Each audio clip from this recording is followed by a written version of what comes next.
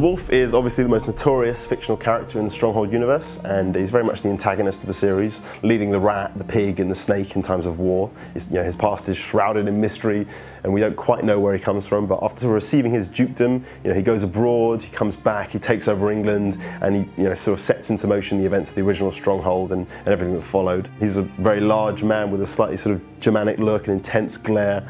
He lacks any sympathy for others, making him a pretty terrible AI companion if you ally with him, because he just generally won't listen to you.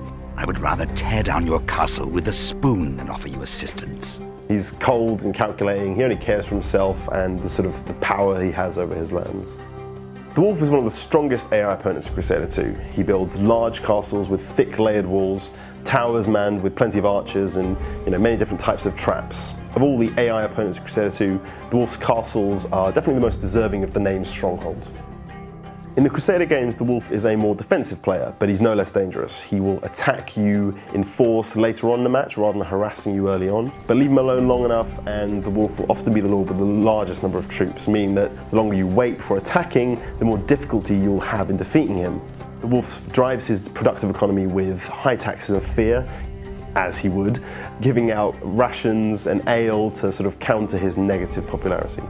The Wolf uses loads of heavily armoured troops, meaning that you will need powerful units to repel him, and similar numbers as well. Crossbowmen and stationary defences are really great for taking out armoured troops, but you'll also want to put your archers on high towers to give them the best possible range advantage.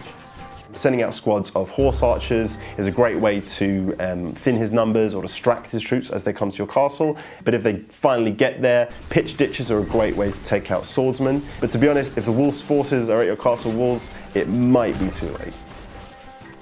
So when it comes to attacking the Wolf, it really is the earlier the better. The skilled player can prevent the Wolf from building his fortress by rushing him early on with a reasonable number of assassins and horse archers. While your assassins can handle themselves in a fight, the horse archers can take out the low number of defending troops that the Wolf has at the start of a match. Ideally then you can move in and kill the Wolf with your assassins, killing him before he even knows what's going on. If you're unlucky enough to let the Wolf build up his full castle, your only option will be to build huge amounts of siege equipment in hopes of punching a hole through his defences. You'll have to take out his towers, buildings and defences one by one and slowly move in on his keep, while protecting your siege engines at the back.